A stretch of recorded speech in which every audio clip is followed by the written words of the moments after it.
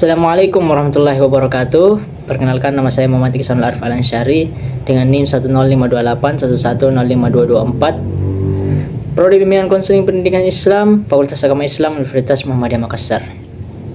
Pada video kali ini saya akan mempresentasikan video saya terkait dengan mata kuliah Media Bimbingan Konseling yang diampu langsung oleh Bapak Sandi Pratama, SPDI MPD.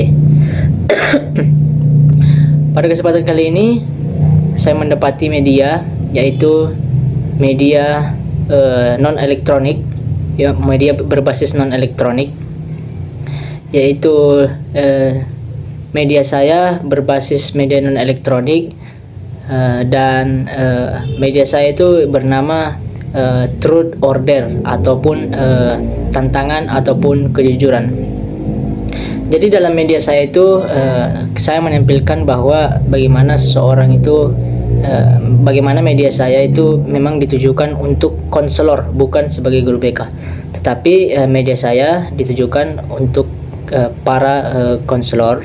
Bagaimana saya mempresentasikan media saya itu ditujukan kepada konselor dan juga konselinya. Dan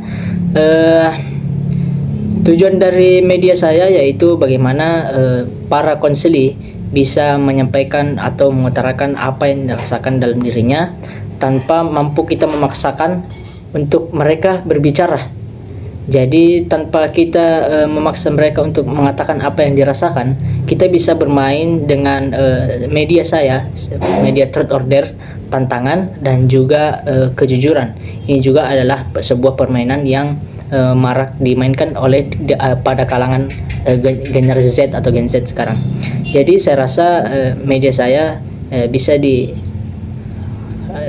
dipakai ataupun bisa diaplikasikan oleh para konselor zaman sekarang, dan insya Allah akan mudah diaplikasikan oleh para konselor-konselor pada generasi sekarang ataupun generasi Z, karena mereka pun marak memainkan permainan Truth Order ini.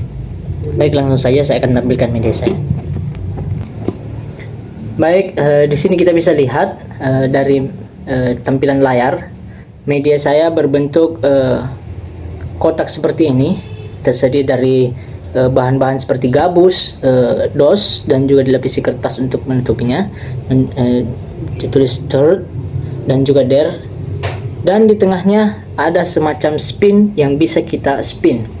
Jadi media ini seperti ngespin apa yang kita dapatkan. Misalnya kita mendapatkan dalam spin ini kita putar dan kita mendapatkan truth, maka kita mengambil di truth ini, dan dare apabila kita mendapatkan dare, dan saya tambahkan terakhir ada motivasi, sehingga adalah tambah-tambahnya selain dari truth, dare, dan juga motivasi. Baik, dari permainan ini sangat singkat sekali. Kita memberikan kesempatan kepada konseli agar memutar spin yang di tengah untuk mendapatkan apa yang dia ingin lakukan. Apakah tantangan ataupun kejujuran? Apakah dia harus melakukan tantangan ataupun harus jujur dengan diri sendiri? Tentunya ini sangat menarik karena ini sebuah permainan. Jadi ini kesannya tidak memaksa dari para konseli ini. Oke, saya contohkan. Baik, saya coba contohkan. Di sini saya spin. Oke, sudah terputar, dan apabila kita mendapatkan dare, contohnya ya, dare. Nah, kita langsung ambil di sini dare ataupun kejujuran.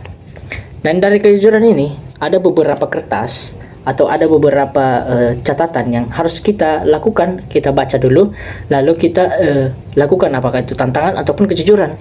Jadi kalau misalnya dare, ini kejujuran. Jadi misalnya dalam dare ini mendapatkan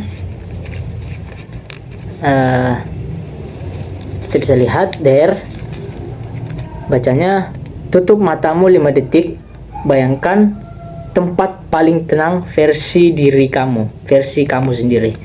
Jadi secara tidak langsung kita bisa merefleksikan tempat seperti apa yang membuat para konseli kita ataupun pasien dari konselor ini merasa tenang, ataupun bisa dikustomisasi yang seperti ininya. Tapi saya di sini ambil contoh, tutup matamu 5 detik dan bayangkan tempat yang paling tenang versi kamu, sehingga ini secara tidak langsung juga bisa membuat para konseli ini merasa nyaman dan juga tenang, sehingga dapat menerima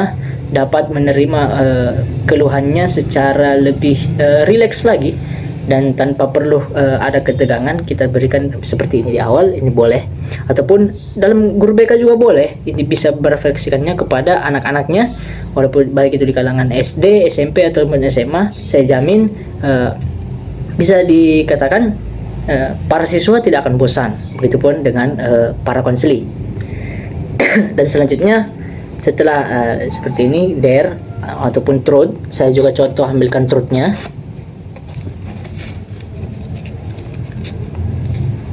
Contohnya, hal apa yang sering kamu pikirin sebelum tidur? Secara tidak langsung, konselor sudah bisa mempertanyakan suatu mungkin kendala kecil ataupun kendala dasar, sehingga truth ini adalah tantangan.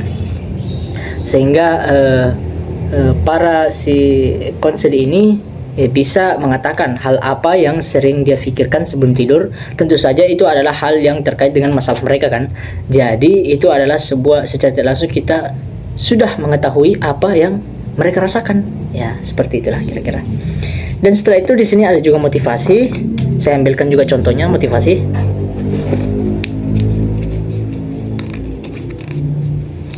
Ya, contohnya, semangat ya, kamu hebat banget sudah sampai sejauh ini.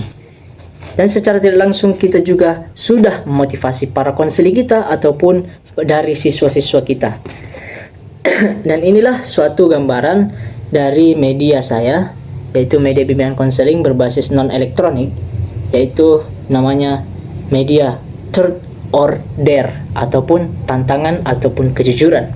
Kita bisa memainkannya. Jadi kesimpulannya di sini adalah kita bisa merefleksikan apa perasaan yang dirasakan oleh para konseli kita ataupun para siswa yang sedang kita hadapi, sehingga secara tidak langsung kita bisa mengkomunikasikannya dengan permainan ini. Kita juga sudah mendapatkan sarana ataupun media untuk sebagai pembelajaran ataupun refleksi, dan juga kita bisa mengetahui apa isi hati dari konseli kita ataupun dari siswa-siswa kita itu sendiri. Baik, mungkin itu saja pemaparan media dari saya. Kurang lebihnya mohon dimaafkan. Wabillahi taufiq wal hidayah. Syukran. Wassalamualaikum warahmatullahi wabarakatuh.